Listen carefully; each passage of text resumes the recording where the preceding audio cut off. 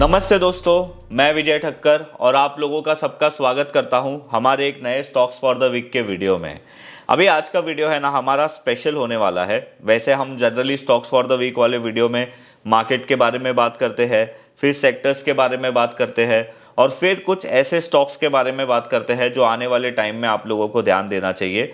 So basically मैं आज तक आप लोगों के साथ कभी भी दो स्टॉक या एक स्टॉक जो मुझे ज़्यादा स्ट्रांग लगा है, जिसने लास्ट वीक में बहुत ही स्ट्रांग ब्रेकआउट किया है, आने वाले टाइम में एक अच्छा रिटर्न दे सकता है, वो स्टॉक का एनालिसिस शेयर करता हूँ। बट आज मैंने ऐसा सोचा कि अभी जैसे हम लोग दिसंबर के मिड में आ गए हैं और अभी थोड़े ही दिनों में हमारा न्यू ईयर स्टार्ट हो जाएगा, तो मैंने ऐसा सोचा कि क्यों ना मैं आप लोगों के लिए 2024 का एक रोड मैप बना के दूं, जो मैं जनरली करता हूं। मतलब पहले नहीं करता था बट अभी 3-4 साल से मैं ये करने लगा हूं और ये करने से मेरा ये फ़ायदा होता है कि मुझे ये पता होता है कि 2024 में मुझे कौन से सेक्टर पे ध्यान देना चाहिए। अगर मुझे सेक्टर पता चल गया तो मुझे ये भी पता होता है कि मुझे कौन से स्टॉक पे ध्यान देना चाहिए। सो बेसिकली मैं हमेशा अपने स्टूडेंट्स को है ना एक बात बोलता हूँ कि मार्केट में आपको अगर अच्छा पैसा कमाना है और लोगों से ज़्यादा रिटर्न जनरेट करना है तो आप लोगों को 3 चीज़ पे ध्यान देना पड़ता है। एक ऑब्वियसली मार्केट, दूसरा सेक्टर और तीसरा उसके अंदर के स्टॉक्स। अगर आपने ये तीनों चीज़ को प्रॉपरली पकड़ लिया, फॉर एग्जांपल अगर आप किसी भी रैंडम स्टॉक के अंदर आप ट्रेड कर रहे हो पर उसका सेक्टर ही नहीं चल रहा है और साथ में मार्केट भी ऊपर नीचे हो रहा है, तो आपको अच्छा रिटर्न नहीं मिलेगा। बट आपने अच्छा सेक्टर और उसके अंदर अच्छे स्टॉक्स ढूंढ लिए और मार्केट ने भी आपको साथ दे दिया तो आपका रिटर्न बहुत अच्छा हो सकता है। और मार्केट अभी अच्छा है या ख़राब है ये तो आप लोगों को ऑलरेडी पता ही है। उसके पहले मैं आप लोगों को बता दूं कि ये वीडियो में हमारा एक पूरा 2024 का रोड मैप होने वाला है, तो शायद ये वीडियो थोड़ा सा बड़ा हो जाएगा बट ये वीडियो आप पूरा सुनिए, क्योंकि आप लोगों को एक आइडिया मिल जाएगा कि 2024 में मेरा ध्यान कौन से सेक्टर में है। मैंने है ना हमारे यूट्यूब चैनल पे एक 11 महीने पहले, मतलब ऑलमोस्ट एक साल पहले एक मैंने वीडियो बनाया था, यहाँ पे आप देख सकते हो। और मैंने वो वीडियो को नाम दिया था आईटी स्टॉक में इन्वेस्ट कैसे करें बिना किसी रिस्क के। और यहाँ पे मैंने वो वीडियो में आप यहाँ पे देख सकते हो कि मैंने और चेतन ने वीडियो बनाया था, यहीं पे बैठ के बनाया था। उसमें चेतन ने बहुत ख़राब एक्टिंग भी की थी, बट ये वीडियो बनाने का हमारा मेन इंपॉर्टेंस क्या था कि वो टाइम पे अगर आप लोग देखोगे ना तो वो टाइम पे आईटी इंडेक्स बहुत ज़्यादा गिर गए थे, रिसेशन की बातें चल रही थी। और मैंने आप लोगों को ये वीडियो में ये समझाया था कि अगर आप लोग डायरेक्ट आईटी स्टॉक्स में इन्वेस्ट करके पूरा रिस्क नहीं लेना चाहते तो आप लोग IT20 खरीद लो। तो आप वो वीडियो जाके देखना, उसमें IT20 मैंने क्या बोला था और अभी IT20 क्या है। देखो परसेंटेज वाइज ज़्यादा रिटर्न अभी तक हुआ नहीं है, बट आप लोगों की सेफ्टी जो वो वीडियो का मेन प्रायोरिटी था वो हमने प्रॉपर ध्यान रखा था। और अभी आईटी सेक्टर में एक अच्छा रनअप आना शुरू हुआ है और आने वाले 1-2 साल तक शायद रहेगा ही उसमें। तो अभी हम लोग हमारे पहले नॉर्मल जो हमारा वीडियो है वो कॉन्सेप्ट पे आते हैं, फिर मैं आप लोगों को बताता हूँ कि वो दोनों सेक्टर कौन से हैं और फिर मैं आप लोगों को वो सेक्टर के अंदर के इंपॉर्टेंट स्टॉक बताता हूँ जिस पर मैं ध्यान देने वाला हूँ। अभी देखो हम लोग पहले निफ्टी का चार्ट देख लेते हैं और आप लोग यहाँ पे क्लियरली देख सकते हो कि ये निफ्टी का मंथली टाइम फ्रेम का चार्ट है। निफ्टी ने कुछ 4-5 महीने यहाँ पे कंसोलिडेट किया। ये वाले अक्टूबर वाले कैंडल में तो मुझे ऐसा भी लगा था कि मार्केट अभी ख़राब हो जाएगा, बट अगेन नवंबर और दिसंबर अभी तक ये मार्केट बहुत स्ट्रांग है और आप यहाँ पे कैंडल की साइज़ भी देख सकते हो। तो अभी हम लोग ये मार्केट में से जो मेरा डर था ना कि मार्केट वीक हो रहा है, वो मेरा डर अभी नहीं है। अभी आप लोग यहाँ पे देख सकते हो कि निफ्टी ने almost recently all time high break करके उससे भी ज़्यादा ऊपर, मतलब ऑलमोस्ट 1000 पॉइंट और ऊपर चला गया है। तो अभी पॉइंट ये आता है कि अभी हमें क्या करना चाहिए, हमारा ध्यान कहाँ होना चाहिए। तो अगर आप डेली टाइम फ्रेम पे देखोगे ना तो बहुत सिंपल चीज़ है। अगर आप रिट्रेसमेंट लगाते हो, अभी मैं ऐसे सोचता हूँ कि मार्केट ने यहाँ से रैली लेना शुरू किया है और यहाँ तक मार्केट ने रैली ली है, तो आप लोगों को रिट्रेसमेंट पॉइंट जो मिलते हैं उसमें से 23.60% का जो पॉइंट है वो है 20,869, उसके बाद 20,484 और 50% रिट्रेसमेंट जो आ रहा है हमारा वो ऑलमोस्ट 20,173 आ रहा है। तो ये जो लेवल है आप इसको नोट कर सकते हो। अगर मार्केट वापस से ये लेवल्स के पास आता है तो आप एक बाइंग अपॉर्चुनिटी देख सकते हो, क्योंकि अभी मुझे ऐसा लग रहा है कि आने वाले 1 साल के लिए हमारा मार्केट बुल में ही रहने वाला है, अप ट्रेंड में ही रहने वाला है। तो अप ट्रेंड में हम लोगों को हमेशा बाइंग अपॉर्चुनिटी ढूंढनी चाहिए और मार्केट में बाय करना चाहिए। अगर आप लोग बैंक निफ्टी का चार्ट देखोगे तो बैंक निफ्टी के चार्ट में अगर मैं निफ्टी का चार्ट लगाता हूँ ना मंथली टाइम फ्रेम पे, तो यहाँ पे मुझे एक चीज़ क्लियरली दिखाई दे रही है कि मार्केट बहुत स्ट्रांगली बढ़ रहा है अगर हम निफ्टी की बात करें तो। बट बैंक निफ्टी में उतनी स्ट्रेंथ हमें लास्ट मंथ में नहीं दिखी थी जितनी ये मंथ में दिखी है। लास्ट मंथ में बैंक निफ्टी ऑलमोस्ट 4% ऊपर था, ये मंथ में अभी तक बैंक निफ्टी 8.5% ऊपर है। तो ये भी बैंक निफ्टी भी मंथली टाइम फ्रेम में फ़िलहाल स्ट्रांग है। अगर हम लोग वीकली टाइम फ्रेम की बात करें तो बैंक निफ्टी कंटिन्यूसली 3 हफ्ते से, स्पेशली इलेक्शन के पहले वाले वीक से और इलेक्शन रिजल्ट के बाद वाले 2 वीक से बैंक निफ्टी कंटिन्यूसली ऊपर ही चल रहा है। मैं आप लोगों को स्टेट इलेक्शन की बात कर रहा हूँ जो लास्ट हफ्ते में हम लोगों को जिसके रिजल्ट पता चले थे। अगर आप डेली टाइम फ्रेम में आते हो और यहाँ पे भी आप अगर इम्पोर्टेंट बैंक निफ्टी के सपोर्ट निकालने की कोशिश करोगे रिट्रेसमेंट लगाने से, तो आप लोगों को पता चलेगा कि 46,800, 45,950 और 45,250 ये हमारे इंपॉर्टेंट रिट्रेसमेंट लेवल है। वैसे जो बैंक निफ्टी का प्रीवियस रेजिस्टेंस था वो था 46,360। तो ये लेवल्स पे हम लोग ध्यान दे सकते हैं। अगर मार्केट आता है तो यहाँ पे अगर बुलिश कैंडल फॉर्म होता है तो हम लोग बाइंग अपॉर्चुनिटी के लिए देख सकते हैं। तो ये तो मैंने आप लोगों को मार्केट का बता दिया। अभी देखो अगर हम लोग लास्ट वीक की एफआईएस की बात करें ना, तो पूरे वीक में एफआईएस ने बाइंग किया है। अगर मैं डॉलर इंडेक्स की बात करूं तो 102.6 के आसपास ट्रेड कर रहा है। अगर ये वीक में इंडिया विक्स की बात करूं तो 13 के पास ट्रेड कर रहा है, जो स्लाइडली अगर मैं कंपैरेटिवली लास्ट 2 वीक की बात करूं तो बड़ा भी है। क्रूड ऑयल की बात करूं तो $1.78 के आसपास ट्रेड कर रहा है और यूएसडी आईएनआर की अगर हम बात करें तो 82.97 के आसपास ट्रेड कर रहा है। तो ये सारे फैक्टर मार्केट में अभी तो नॉर्मल है, बट ये बात तो मैं आप लोगों को एक पक्का बोल सकता हूँ कि मार्केट में अभी आने वाले 1 साल तक हम लोगों को बाइंग अपॉर्चुनिटी ही देखनी चाहिए। मैं आप लोगों को ऐसे नहीं बोलूँगा कि अभी जैसे मार्केट इतना ऊपर है आप अभी बाय कर लीजिए। जब भी आपको करेक्शन मिलते हैं, जहाँ पे भी आपको अपॉर्चुनिटी मिलेगी, आप स्ट्रॉन्ग स्टॉक में आप एंट्री ले सकते हो।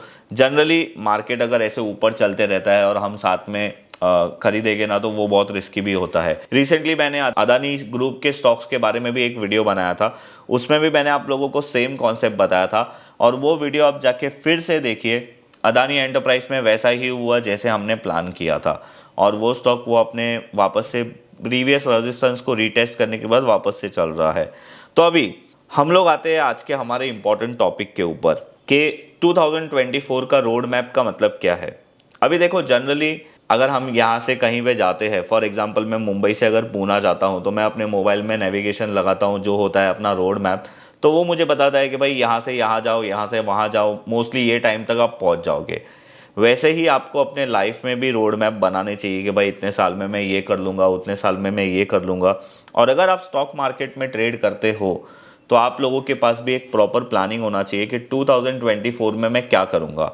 और वो प्लानिंग का मतलब क्या होता है कि मैं कैसे ट्रेड लूँगा, कौन से सेक्टर्स पे मेरा ध्यान होना चाहिए, कौन से स्टॉक पे मेरा ध्यान होना चाहिए और ये सारी चीज़। तो देखो अभी अगर मैं लास्ट वीक की बात करूँ ना तो 2 सेक्टर ने ज़्यादा आउट परफॉर्म किया था जो थे आईटी और पीएसयू बैंक। उसके बाद मेटल, पीएससी, सीपीएससी ये सारे सेक्टर ने भी काम किया है। अगर मैं मंथली बात करूं तो पीएससी सेक्टर और energy sector, PSU bank sector, ये सारे सेक्टर ने काम किया था। पर लास्ट वीक में जो 2 सेक्टर है जिसने ज़्यादा मार्केट को आउट परफॉर्म किया था वो थे आईटी और पीएसयू बैंक। ये सेक्टर के बारे में हम लोग बात करने वाले हैं और मेरा ये ही 2 सेक्टर में 2024 में ज़्यादातर ध्यान रहने वाला है। अभी देखो मैंने क्या किया है, मैं पहले आप लोगों को 2 सेक्टर का पूरा एनालिसिस बताऊंगा, उसके बाद उसके अंदर मेरा ध्यान कौन से स्टॉक्स पे है वो बताऊंगा। तो अभी देखो आप लोग आईटी, ये आप लोग जो आईटी का चार्ट देख रहे हो ना, ये आईटी इंडेक्स का मंथली टाइम फ्रेम का चार्ट है। और अगर आप ये वीडियो देखोगे ना, जो वीडियो के बारे में मैंने बोला जो हमने 11 महीने पहले बनाया था, उसमें मैंने आईटी इंडेक्स के बारे में पहले भी कुछ बातें बोली थी जो आपको जाके वापस से वो वीडियो देखना चाहिए, जिससे आप लोगों को समझ में आएगा कि मैं वहाँ पे एग्जैक्टली क्या बताने की कोशिश कर रहा था। तो देखो आईटी इंडेक्स का एक मेजर रेजिस्टेंस जो कोविड के पहले था वो ये लेवल था विच वॉज 16,720। उसके बाद ये कंटिन्यूसली नॉन स्टॉप चला, बट चलने के बाद आईटी इंडेक्स ने एक अच्छा करेक्शन दिया जब यूएस में रिसेशन की बात आने लगी। और अगर ये आप करेक्शन देखोगे तो आईटी इंडेक्स में ऑलमोस्ट 33% का था। उसके बाद क्या हो गया था, आईटी इंडेक्स 1-1.5 साल के लिए ना ये कंसोलिडेशन फेज में चला गया था। बट देखो जैसे ये टाइम पे किसी और सेक्टर मार्केट में परफॉर्म कर रहे थे, जैसे पीएससी हो गए और दूसरे सेक्टर हो गए, बट हर एक सेक्टर का टाइम आता है आपको जस्ट वो प्रॉपर टाइम एनालिसिस और प्राइस एक्शन एनालिसिस से समझना है कि कौन से सेक्टर में आपको कब एंटर होना है। मैं आप लोगों को बहुत टाइम से ये बोल रहा था कि आईटी इंडेक्स में वैल्यू बाइंग बनता है, वैल्यू बाइंग बनता है। जो लोग मेरे वीडियोस कंटिन्यूसली देखते हैं उन लोगों को तो पता ही था। और अभी आप देखो आईटी इंडेक्स में वैल्यू बाइंग के बाद अभी जो रिसेंटली फेड मीटिंग हुई थी, फेड के चेयरमैन ने ये बताया कि भाई हम लोग शायद 2024 में 3 रेट कट कर सकते हैं। उस वजह से जो आईटी सेक्टर है वो ऑलरेडी वो 3 रेट कट को प्राइज इन करने के लिए इतनी फास्ट मूवमेंट दिया और फाइनली अभी आईटी इंडेक्स में मोमेंटम स्ट्रांग हो गया है। तो अभी हमारा यहाँ पे व्यू क्या है मैं आप लोगों को समझाता हूँ। देखो आईटी इंडेक्स का एक मेजर रेजिस्टेंस जो है ना वो पहले यहाँ पे था, विच इज़ 31,470। पर आईटी इंडेक्स ने क्या किया, ये यहाँ पे ब्रेकआउट किया, यहाँ तक आया, फिर ये ब्रेकआउट फेल हो गया, वापस नीचे आ गया। अगर आईटी इंडेक्स बहुत ख़राब होता ना तो आईटी इंडेक्स ये वाले लेवल को वापस से कभी ब्रेक ही नहीं करता। बट मैं बहुत टाइम से यही सोच रहा था कि आईटी इंडेक्स है ना शायद किसी ट्रिगर का वेट कर रहा है और आईटी इंडेक्स को वो ट्रिगर मिल गया ये रेट कट का। तो अभी आईटी इंडेक्स अपने एक इम्पॉर्टेंट रेजिस्टेंस को ब्रेक करके बहुत ही ज़्यादा, मतलब लास्ट वीक में ऑलमोस्ट 7% चल चुका है और वो अभी अपने नेक्स्ट रेजिस्टेंस के पास आया है विच इज़ 36,813। उसके बाद जो नेक्स्ट रेजिस्टेंस है वो सीधा ऑल टाइम हाई ही है। तो अभी मेरा प्लानिंग ये है कि 2024 में एक जो सेक्टर है जो ज़्यादा परफॉर्म कर सकता है वो है आईटी। पर अभी क्या हमें ये टाइम पे आईटी सेक्टर में इन्वेस्ट करना चाहिए? तो मैं आप लोगों को बोलूँगा नहीं। कभी भी स्टॉक मार्केट में कोई भी चीज़ है ना ऐसे हाथ से छूट के भाग नहीं जाती है। आप लोगों को बराबर मौका मिलेगा। मौका कैसे मिलेगा? अभी जो ये रैली हुई है ना, अभी सबका ध्यान आईटी सेक्टर पे आया है, बट जब ये कूल डाउन होगा तब जितने लोगों का भी ध्यान आया ना वो सब भाग जाएंगे और वही टाइम पे आप लोगों को इन्वेस्टमेंट करने का सोचना है। और आप थोड़ा थोड़ा करके आईटी इंडेक्स में इन्वेस्टमेंट करना शुरू कर दीजिए जिससे आप लोगों को एक अच्छा प्राइस मिले। आपका जो प्राइस हो वो प्रॉपर एवरेज होना चाहिए। तो यहाँ पे अगर ये एक बार रीटेस्ट होगा और फिर ब्रेकआउट करेगा तो ये एक हमारे लिए ideal risk to reward ratio भी बनेगा और यही मेरा एक प्लान है। और मैं आप लोगों को ज़्यादा बड़ा स्टेटमेंट दे दूंगा अगर बोलूँगा तो, बट मुझे ऐसा लगता है कि 2024 के अंदर आईटी इंडेक्स अपना ऑल टाइम हाई भी ब्रेक कर सकता है। तो यस, मैं ये एक डिस्क्लेमर देता हूँ कि ये मेरा थॉट है, कोई होगा ऐसा कंपलसरी नहीं है, बट मैं आप लोगों को बता रहा हूँ। आप खुद का एनालिसिस ज़रूर करिए। मैं रॉन्ग हो सकता हूँ और मेरे को पूरा हक है रॉन्ग होने का क्योंकि मैं एक नॉर्मल ह्यूमन बीइंग हूँ, तो मैं गलत हो सकता हूँ। तो अभी ये आईटी इंडेक्स का मेरा एक एनालिसिस है। तो अभी मैंने ये सोच लिया है कि भाई 2024 में आईटी इंडेक्स मुझे अच्छा लगेगा। तो मैंने क्या सोचा कि चलो हम लोग आईटी इंडेक्स के स्टॉक्स को देखते हैं जिसमें हम लोग ट्रेड कर सकते हैं। तो सबसे पहला जो स्टॉक है जिस पे मेरा ध्यान रहेगा वो है टेक महिंद्रा। और टेक महिंद्रा क्यों, मैं आप लोगों को बताता हूँ। जो लोग मुझे जानते हैं ना उन लोगों को पता है कि मैं 1050 या 1070 के आसपास से ही टेक महिंद्रा में लॉन्ग हूँ। अभी आप यहाँ पे देखो टेक महिंद्रा ने भी वही हुआ जो आईटी इंडेक्स में हुआ था। कोविड के पहले का जो रेजिस्टेंस था वो 850s के आसपास था। उसके बाद टेक महिंद्रा ने एक अच्छा रिटर्न दिया और फिर टेक महिंद्रा में भी करेक्शन हुआ जब आईटी इंडेक्स में करेक्शन हुआ, but tech Mahindra almost 50% correct हो चुका था ऊपर से। उसके बाद आप लोग जो अभी चार्ट देख रहे हो ना, ये मंथली टाइम फ्रेम का चार्ट है। तो टेक महिंद्रा ऑलमोस्ट एक डेढ़ साल जितना टेक महिंद्रा ने यहाँ पे कंसोलिडेट किया और फाइनली टेक महिंद्रा ने थोड़े टाइम पहले, मतलब थोड़े महीने पहले in the month of July यहाँ पे एक ब्रेकआउट किया था, बट वो फेल हो गया। फिर सेकेंड अटैम्प्ट किया, वो ब्रेकआउट हो गया।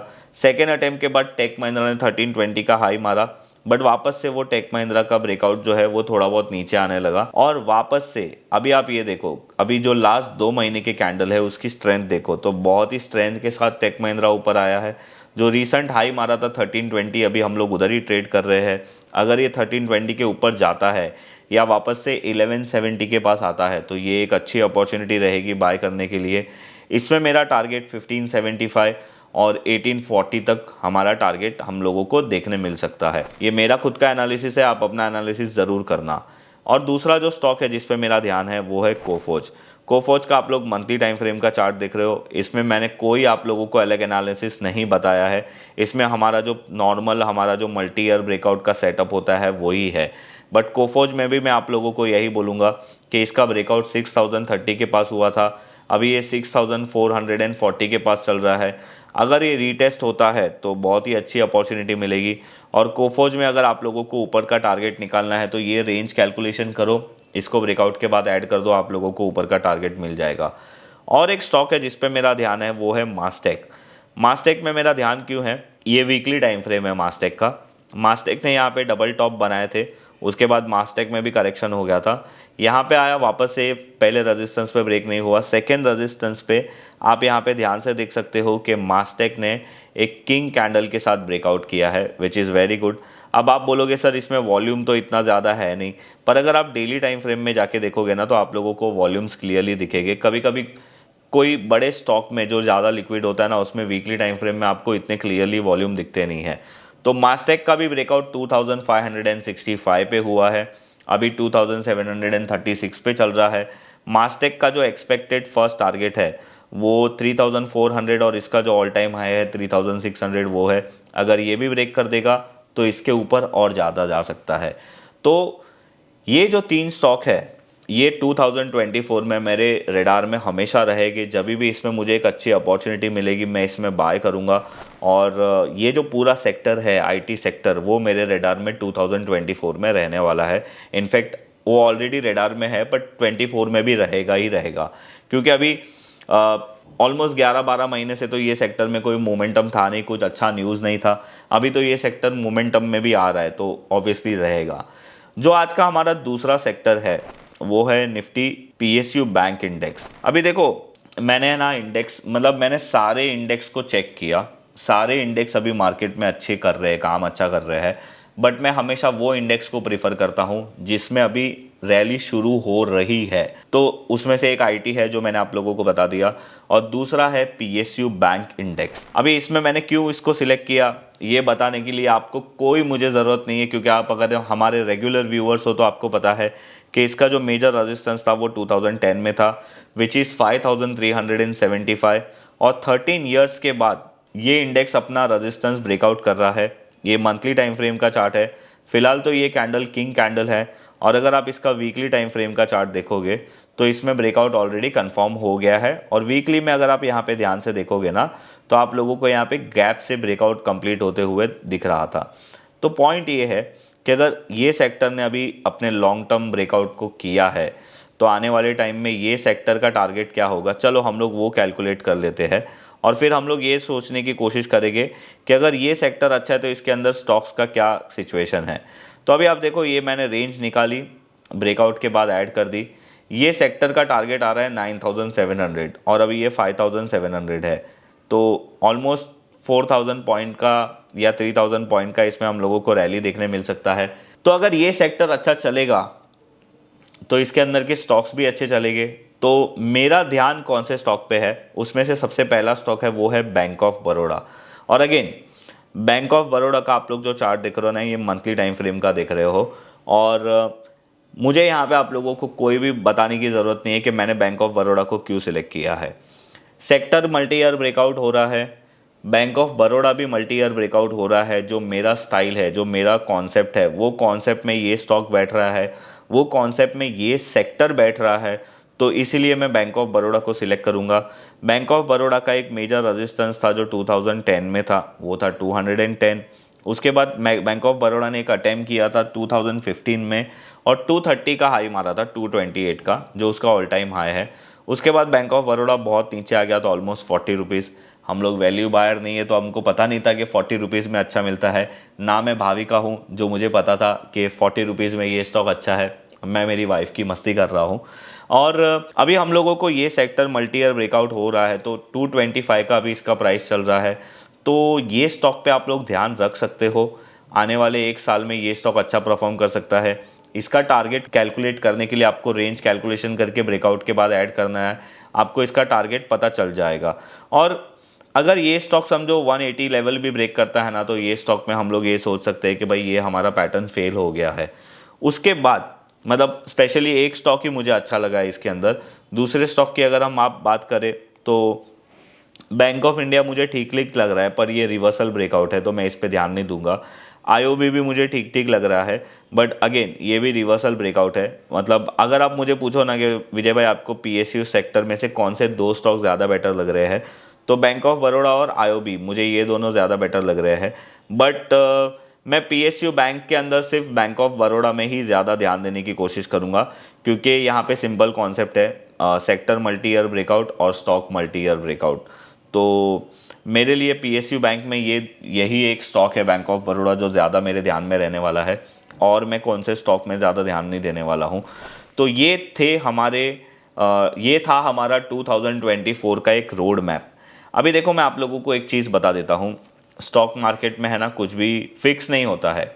अभी तो मुझे लग रहा है ये कि 2024 के लिए ये दो सेक्टर ज़्यादा अच्छे रहेंगे, बट समझो कुछ ऐसी चीज़ें हो गई जिससे ये सेक्टर्स को ज़्यादा इम्पैक्ट पड़ेगा, तो फिर ये प्लान हमारा कैंसिल हो जाएगा और इमीडिएटली हम लोग हमारे स्टॉप लॉस हिट होके निकल जाएंगे। जैसे समझो पीएसयू बैंक में किसी बैंक का बहुत बड़ा स्कैम आ गया, तो फिर ऑब्वियसली ये चलेगा ही नहीं ना। तो ये चीज़ आप ध्यान में रखो। और आईटी इंडेक्स में भी कुछ स्कैम आ गया तो प्रॉब्लम हो सकती है। But as of now yes, 2024 का रोड मैप मेरा ये है।